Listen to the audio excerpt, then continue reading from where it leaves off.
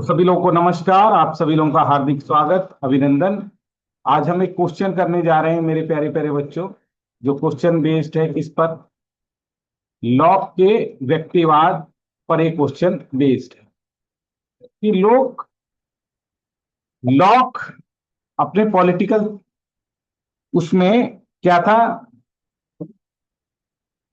ये out and out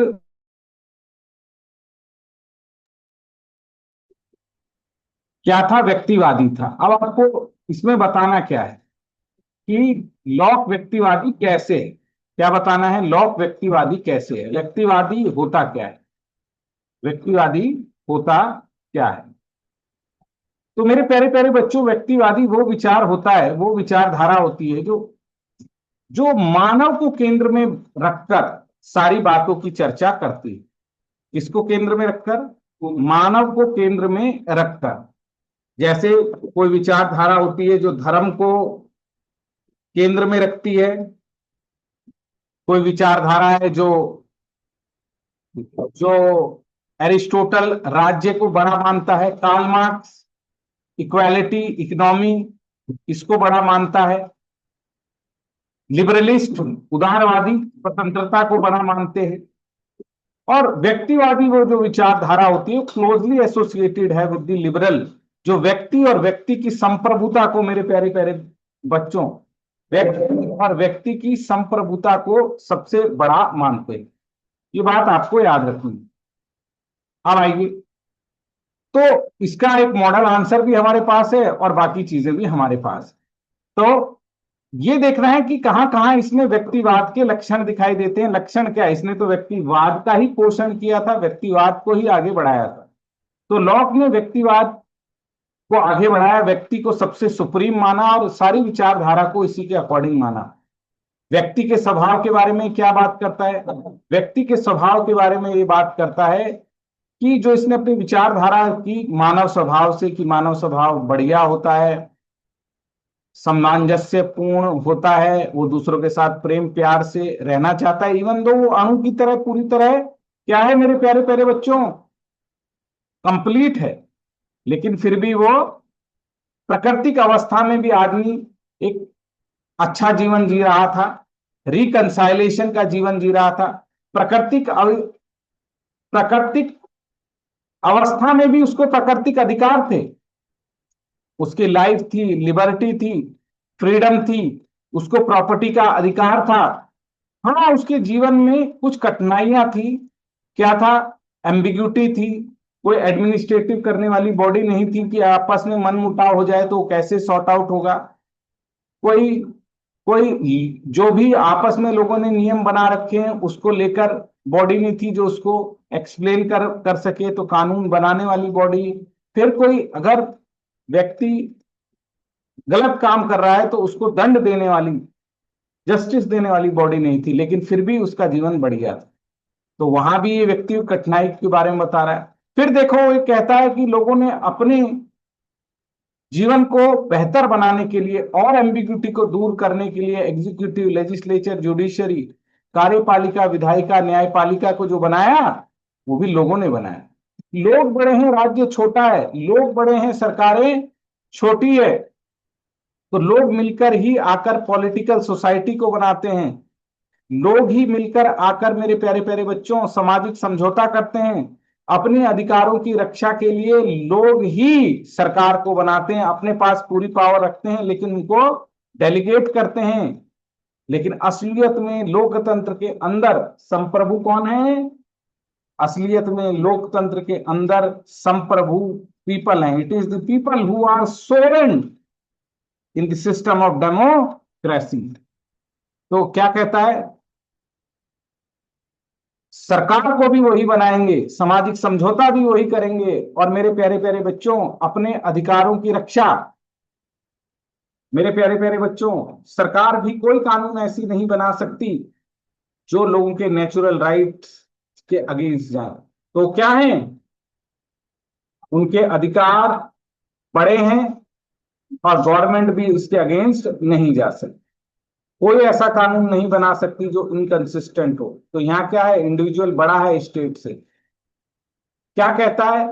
क्या कहता है लॉ? स्टेट आर्टिफिशियल है, जैसे हम घड़ी बना लेते हैं, जैसे हम खिलौना बना लेते हैं, जैसे हम घर बना लेते हैं अपनी सुविधा के लिए, ऐसे ही लोगों ने सामाजिक समझौते से एक मैकेनिकल स्टेट को बनाया है, आर्टिफिशियल स्टेट को बनाया है, जिसका लक्ष्य ये है नेचुरल राइट्स की रक्षा करना। और अगर वो लोगों के नेचुरल राइट्स की रक्षा नहीं कर पा रहे हैं स्टेट या कोई तानाशाह या कोई व्यक्ति, तो सरकार के अगेंस्ट, मेरे प्यारे प्यारे बच्चों, सरकार के अगेंस्ट हक है उस इंडिविजुअल को, उस पॉलिटिकल सोसाइटी का, कि उसको हटा दे। हॉब्स ऐसा अधिकार नहीं देता, हॉब्स को सिर्फ लाइफ पे ही देता है, पर लाइफ पे देता हूँ। लॉक ने उस बंधन को तोड़ दिया और बोला नहीं, नेचुरल राइट्स में कई राइटों की व्याख्या करता है, लेकिन मेनली 3 राइट्स हैं: संपत्ति का अधिकार, प्रॉपर्टी का अधिकार, लिबर्टी का अधिकार, स्वतंत्रता का आधार, और किसका अधिकार मेरे प्यारे प्यारे बच्चों? लाइफ, लिबर्टी का आधार, प्रॉपर्टी का अधिकार। कि इन तीनों बेसिस पर मेरे प्यारे प्यारे बच्चों क्या कर सकता है वो? अपने अधिकारों की रक्षा कर सकता है। क्या ये बात समझ में आया? तो प्रतिरोध का अधिकार भी वो लोगों को देने की कोशिश कर रहा है। क्या कर रहा है? प्रतिरोध का अधिकार देने की कोशिश कर रहा है। राज्य को क्या मान रहा है? सीमित, नेगेटिव स्टेट, है ना? लेकिन ये याद रखिएगा, उसने कुछ पॉजिटिव बातें की थी कि राज्य के कल्याण के लिए भी कुछ कदम उठाएगा, लोगों के जीवन को बेहतर बनाने के लिए भी राज्य चाहे तो कुछ कदम उठा सकता है, ऐसी उसने बात की थी। सरकार को कैसा मान रहा है? जैसे एक कंपनी होती है जो लोगों के इंटरेस्ट में काम करती है मेरे प्यारे प्यारे बच्चों, उसी प्रकार जो राज्य सत्ता है वो क्या करेगी? लोगों के इंटरेस्ट में काम करेगी। तो पूरी पूरी विचारधारा ये देख लीजिए: प्रकृति का अधिकार, मेंबरशिप वॉलेंटरली, सहमति से उसके कार्य होंगे, इंडिविजुअल को सेंटर बनाता है, इसीलिए उसकी विचारधारा को क्या कहते हैं? आउट एंड आउट इंडिविजुअलिस्ट विचार। अगर वो चाहे तो स्टेट को छोड़ भी सकता है, अगर क्या है, जैसे आज सिटीजनशिप को त्याग कर दिया जाता है किसी भी व्यक्ति के द्वारा, अगर राज्य उसके हितों की पूर्ति नहीं कर रहा है, तो कहता है membership, citizenship of the state, सारे लोग इक्वल हैं, क्योंकि सभी लोगों को क्या है, वो ये नहीं कहता लोगों की क्षमताएं इक्वल है, वो कहता है कि लोग मनुष्य जन्म लिए हैं मानव के रूप में, तो लोग एक हैं। और objective of the government is the protection of the people right. राज्य नेगेटिव है, वो सिर्फ क्या काम करेगा? लोगों के जीवन में हस्तक्षेप नहीं करेगा। It will not interfere into the life of an individual, of a person, but only the protect of the right of the people, लोगों के अधिकारों की रक्षा करेगा। ठीक है?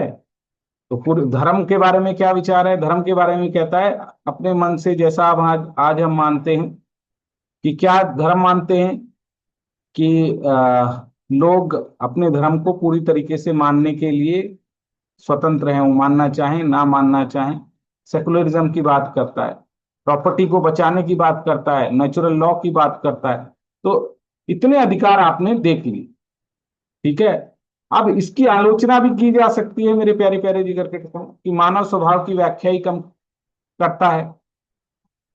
क्या करता है? मानव व्यवहार की व्याख्या ही वो सही से नहीं कर पाता है।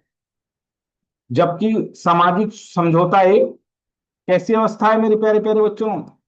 खुद एक काल्पनिक अवस्था है। कैसी अवस्था है? काल्पनिक अवस्था, यूटोपिया है। फिर वो जरूरत से ज्यादा व्यक्तिवाद को आगे बढ़ा रहा है, जिससे पूंजीवाद आगे बढ़ा, और पूंजीवाद के आगे बढ़ने के बाद कैपिटलिज्म आगे बढ़ा, और कैपिटलिज्म आने के बाद इस दुनिया में पूरी तरीके से इंपीरियलिज्म आ गया। ठीक है? बेंथम ये कहता है कि नेचुरल राइट्स किसने दिए हैं, किसको दिए हैं? नेचुरल अवस्था में कोई राइट्स नहीं होते, ये 3 ही क्यों हैं, या जितने भी किए हैं और क्यों नहीं है? असलियत में राइट्स वो होते हैं जो कौन देता है? जो स्टेट देता है। जैसे आज हमारे संविधान में फंडामेंटल राइट्स लिखे गए हैं, तो वो हैं। और राइट टू हेल्थ, कोई मर रहा हो तो क्या है? फंडामेंटल राइट नहीं है मेरे प्यारे प्यारे जिगर के टुकड़ों। किसी की नौकरी, स्वास्थ्य का अधिकार है, है नहीं, वो सुप्रीम कोर्ट ने व्याख्या की है तो हम मान लेते हैं, पर क्या सचमुच में धरातल पर उतरा है?